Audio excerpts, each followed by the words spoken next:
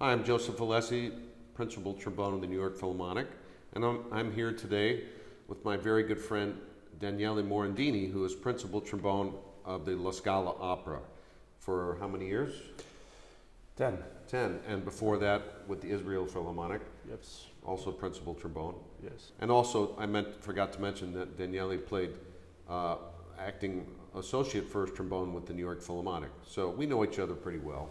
We're going to tell you about our journey with Bell's palsy and how we're connected through that. So if we go back to December of 2021, just before the Christmas holiday break, Daniele called me. We were traveling up to Canada, and he just wanted to see how I was doing and wish me greetings, season's greetings, and so he asked me how I was doing. And just a month before that, around Thanksgiving, I basically couldn't play my instrument at all. And Bell's palsy is my Bell's palsy was brought on by shingles, actually. I just want to clarify, the shingles that I had, it's called Ramsey-Hunt syndrome, causes Bell's palsy. Exactly. So, yeah.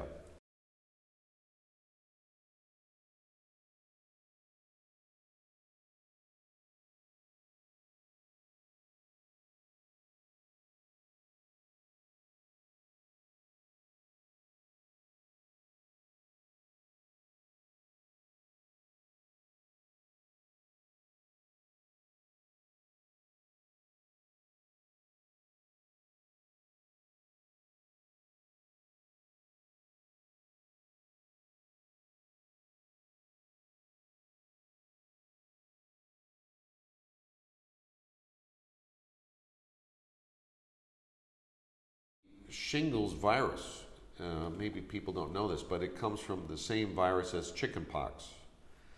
And if you've had chickenpox as a kid, a child, that means you are susceptible to having shingles later in life.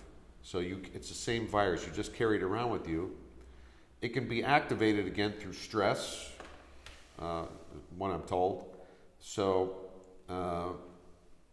if you haven't had the shingles vaccine, you should definitely get it. It's a double dose. And my doctor said, hey, you know, your bout with shingles was pretty mild.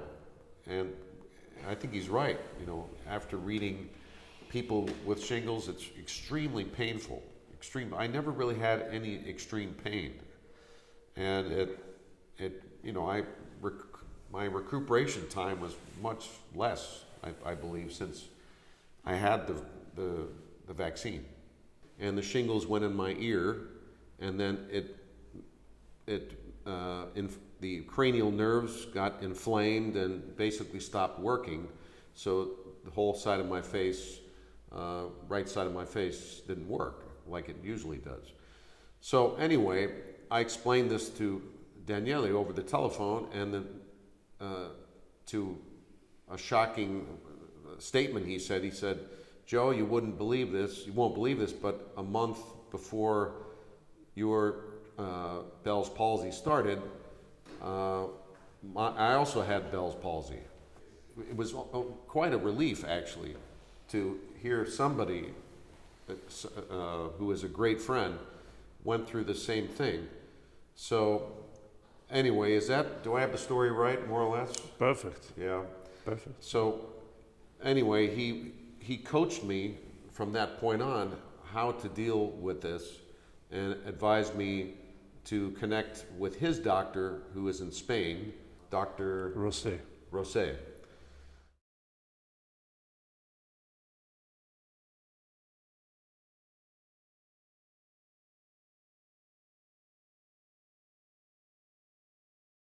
Since you started first, a month before I did, yeah, maybe you could tell everybody what you went through.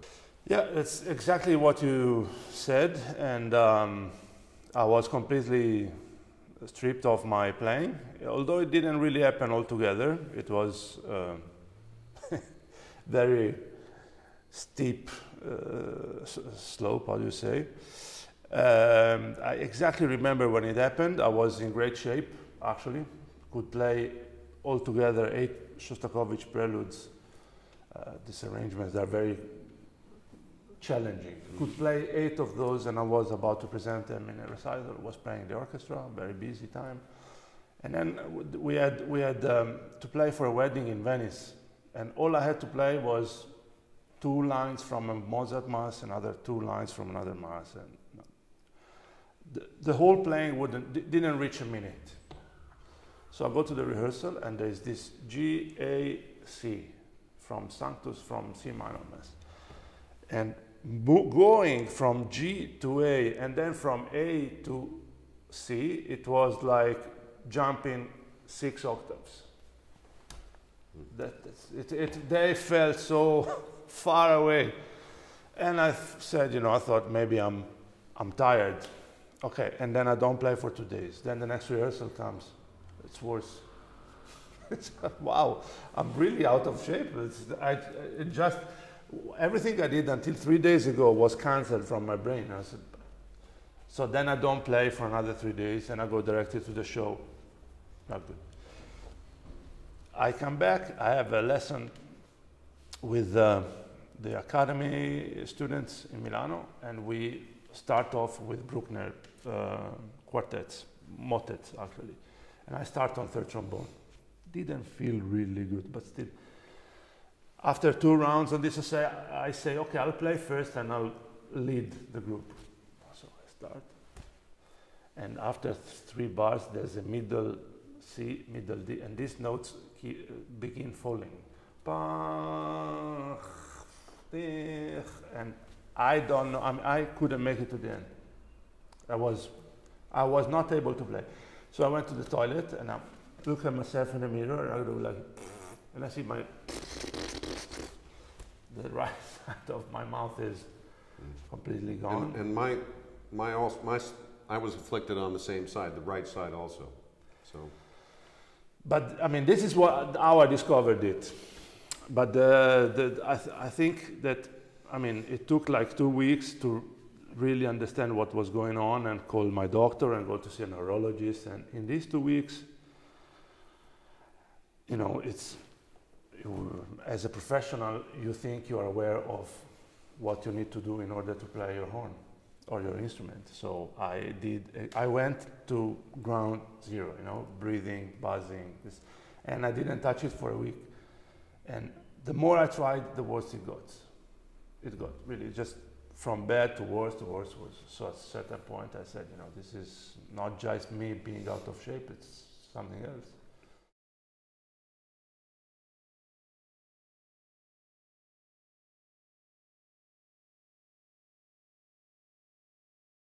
In my case, which happened a month after Daniele's case, first of all, mine was brought on by shingles.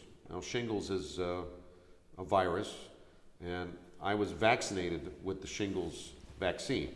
So I still had shingles. I had it actually the summer of 21. Okay, so that summer I had some kind of itching or something going on, or it felt like needles, okay? And I talked to my doctor, and he said, I asked him what I can do about it. He said, well, you've been vaccinated, so it'll just probably go away. And it did, went away. But when we got into late October, I actually felt something weird in my head up here, and it's kind of a similar feeling. It wasn't that bad, it wasn't really painful, but it was strange, a strange feeling like tingling or something up here. And so I just kind of ignored it. I thought I bumped my head on something. So anyway, it really went south when I was conducting my trombone choir, and in the middle of the rehearsal, my ear stopped working. So I figured, not to make light of this, but I figured maybe one of the bass trombone players in the group played too loud and took out my ear. And so my initial thought was maybe it was just trauma from too loud. And so, however, the next day, my ears started to turn red and got inflamed. And so I started reading about this, and then I thought I might have been an ear infection. But I also read something about a thing called Ramsey-Hunt syndrome. And Ramsey-Hunt syndrome is shingles in the ear. So I took a picture of my ear and I showed it to the doctor, and they thought, hey, that was it. So at that point, I still could play, but a couple days after that happened, exactly the same thing that Daniele went through was I was playing a Charlier etude, the famous Charlier etude, trumpet etude, and I tried to get from a C to an E flat, and it just felt like a mile away. Maybe it was an F to a G above the staff, and it's just a whole step away, but it felt like an octave away. And so I thought the same thing you thought. Gee, maybe I'm out of shape. Maybe I need to practice more. Yeah, great. And so anyway, the next day we were doing Pulcinella in the orchestra, and that all went fine. Thank God it's not too high, that solo, but I successfully went through that. But the last day, I was teaching a lesson, and then I started to practice something, and I just couldn't play. What I was practicing was extremely difficult. I couldn't control anything. So I got through the last performance. I came home after the performance and decided to practice and just say, what is going on here? I had to figure it out. And like you, I went to the mirror and trying to figure out, But that night, I couldn't play up to a D. So the range went down. It was going down. And I tried to make my embouchure, and it looked really weird. I couldn't make my usual embouchure. And then the next day, so I gave up and went to sleep. The next day I tried to play a tuning note B flat, and nothing would happen. So scary moment. Yeah, then that's when I went to the emergency room, and I got the traditional medicines for this, which are prednisone and some antiviral thing. But that I thought that was going to be a magical thing, and it didn't do anything. It just stops it, maybe. It didn't get any worse from there. So, and at that point, I went and started acupuncture. But when I called you, right after the acupuncture treatment, you had suggested calling Dr. Rosé in Spain, who their practice, I think they're Barcelona, near Barcelona. They have a name for their practice. I forgot what it's called. Institut de l'Art. Institute of Medicina dell'Art. I called Dr. Rosé, and we had a consultation. He advised me to do all the exercises that you were talking about. I already knew about these exercises. So Dr. Rosé said, advised me to do them. And at that point, or just before that, I also was buzzing on a tuba mouthpiece, because I was told that would help. And that was encouraging, because I could actually make a seal around my face. And Doc Severinsen also went through Bell's palsy. Another way to develop Bell's palsy is heat of cold. Right. That's also probably that's what sped mine up, because I had the viral thing, and then I drove one day with a friend in a car with an open window in October, and that's the day where I couldn't do anything anymore. There's maybe something interesting of all this that I'd like to point out, and it's not only, I think, about music, but about society. In general, we live into the success. So everything has to be successful, and and this for me was a big, a big fall. I cannot call it a failure, but I cannot definitely call it success, and I'm very proud. I think we should both be very proud of the fact that we are discussing this. And we're back on our jobs. And we're back on our jobs, and it took a great deal of courage, because also the therapy that was given us, it's something that you have to truly believe in, otherwise it could just look like a bunch of nonsense. And to me, it is not, honestly. You know, this is doctors that have been studying this for all their lives, and it's like if someone comes to you for advice on musical advice on trombone, that's your specialty, you know, that's their field. My first approach was, you know, it's what am I doing wrong? You know, I have to do more. I have to go back to what I know, and that's a dead end if something like this happens to any skilled player. That's my insight, is that if any skilled player very quickly loses his or her abilities, I don't think there's something related to mispractice or overplaying, or there's something else might be the cause, and you know, and just trying to do something that your body can't do. Once I spoke to Dr. Rosette, is it Rosé or Rosette? Rosé. Rosé, excuse me. He started me on those exercises, yes. And also stretching of the lip, which is something like this, okay?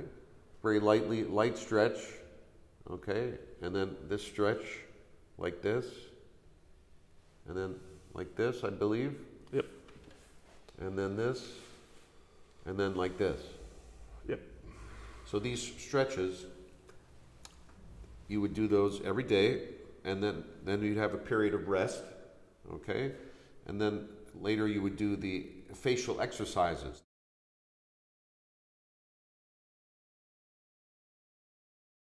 Those we did religiously, okay? I did them every day, and that's actually what sparked my improvement right away. As soon as I did those exercises, I could feel more control of my face. I was actually able to close my eyes fully, and I could, you know, smile, and things started to work after that for me. Part of the exercises too is buzzing your mouthpiece. So I was able to start buzzing my trombone mouthpiece, and that was the first time I did that. But with the doctor's advice, he said, listen, don't buzz in the same place exclusively. Let's buzz in different places. So maybe over here, way up here, way to the side, way below, and then maybe mix up the patterns, and actually not to do it for very long, maybe just 5 or 6 seconds, or a couple seconds, right? Yes, because otherwise you learn it. Yeah, you don't want to learn that. His reason was, and correct me if I'm wrong, if you go to the place that you normally play and only do that, I think we said it before, is that the muscles are not ready to do that at all, and but the other muscles could help out improving the situation if we go to different places that we don't normally do. Yeah. And that includes also buzzing, doing figure eights. So you buzz and just move it around as you buzz, continuous buzz. So all these things I felt helped me very much. The fact that the muscles are not able to process the signal that you give them, if you try too hard, only with that kind of motion, then you will end up replacing a good automation, you know, something that comes subconsciously. Right. I felt my embouchure was going at the beginning, when I tried really to play and practice, it was going sideways, like this or like this. I can't remember. I just felt it. Then whenever I tried to put a lot of effort into the playing, I would feel this. I think January 2nd, when I got home from my vacation, I started to play.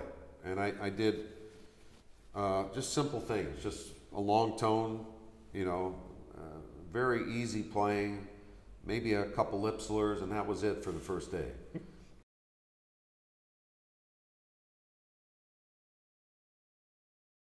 In the meantime, I kept doing the exercises. Yeah. I kept doing some acupuncture, which I think helped. Heating, I used a heating pad on this side of the face also. So every night, just go to sleep on a heating pad. My friend David Finlayson, who plays with me in the New York Philharmonic, had Bell's palsy before he joined the orchestra. So he was also advising me, and he mentioned the heating pad, using that and having steady heat. In the acupuncture sessions, they had a lamp that they would place right against my face. And then they also advised me to use a moxie stick, something like that. It's called, I'll look it up, but it looks like a cigar, basically, and you light it up and you put it right next to the area that's in question, where the cranial nerves are. Provides heat, but also provides herbal treatment. So I did everything. I tried to do everything I can. I talked to you on a regular basis. Yeah. He was a month ahead of me, so he was already back at work. I was back at work, and I got lucky because what we had to play wasn't extremely demanding. And I went up to our music director, Riccardo Scelli, and I told him, I'm going through this. Relax. I can't play loud for probably, I don't know for how long, but then through the rehearsals I ended up playing with volume. There was actually power and stamina is the two last things that came back.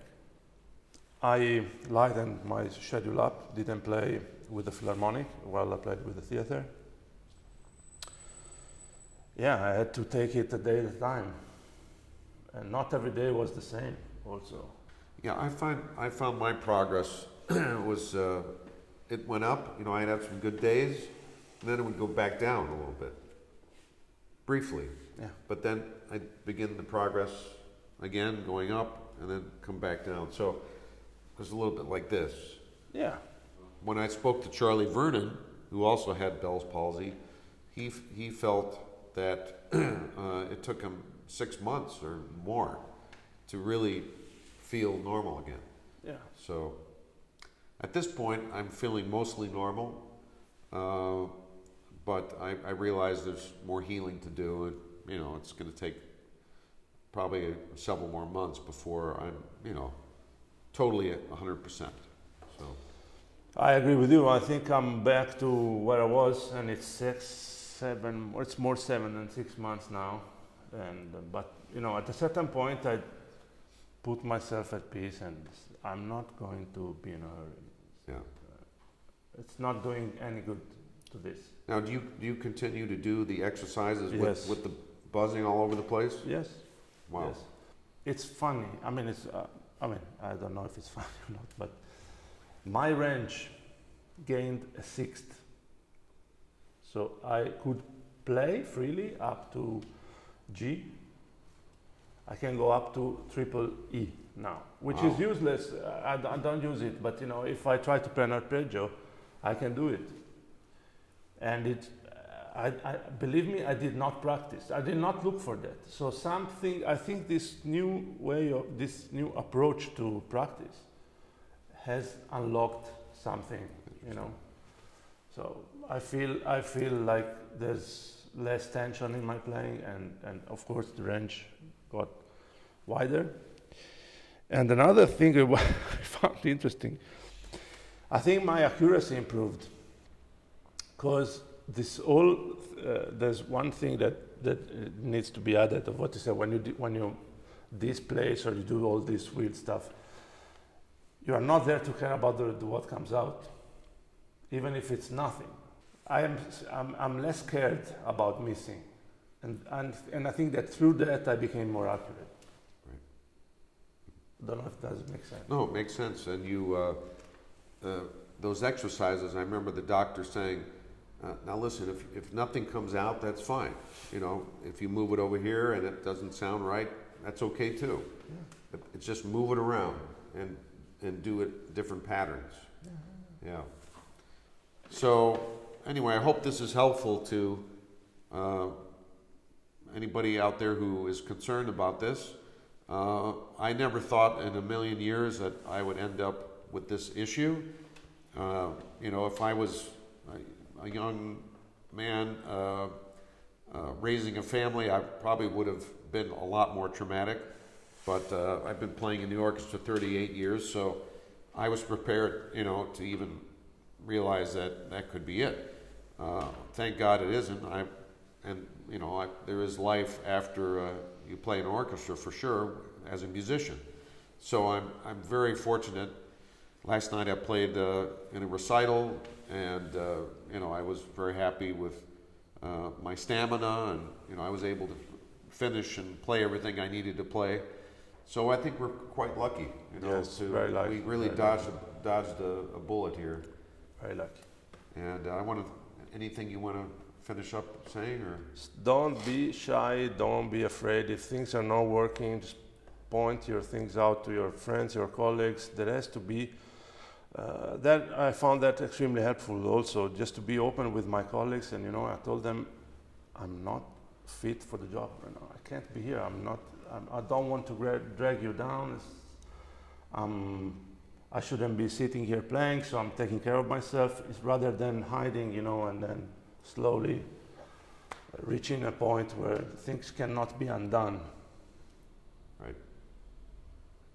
Well, I want to thank you for coming here and talking to everybody, and so good luck. Good luck.